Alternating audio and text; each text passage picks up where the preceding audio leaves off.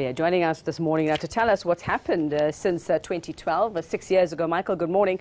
And like we know, lots of figures were pointing at political figures at the time, lots of criticism of political figures at the time. Cyril Ramaphosa was not a political figure as big as he is now. So what have we found? What's been the sort of talk about all of this over the past 6 years, especially in more recent years? Yeah, that's right, Yveka. Well, we saw the Marikana inquiry come out with a report in mid-2015.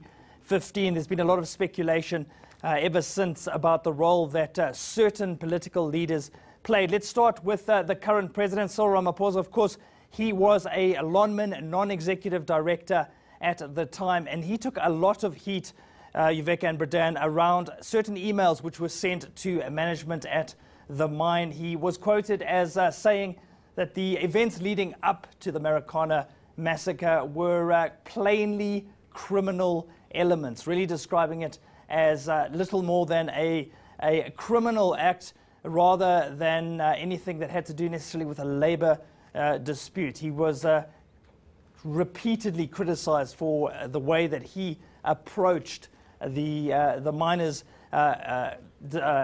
concerns and frustrations, but in the end, no action was recommended by the commission led by Judge Ian Farlam. Let's very quickly move on to the police minister. That was Nathi Mthethwa, currently the Minister of Arts and Culture. There were a lot of questions, Yveka and Bradan, about the tactical phase of this particular operation. That tactical phase, of course, involved the use of force. In the end, the inquiry ruling neither in favor nor against Nathi Mthethwa just said that his role was not clear. So once again, no action taken against that political player in this saga. Let's move on to Susan Shabangu. She was the mining minister at the time. The inquiry ruling that there was a limited influence that she exerted on the police. No clear evidence necessarily that there was blatant pressure from Cyril Ramaphosa which led her to take any sort of action. So again, no sanction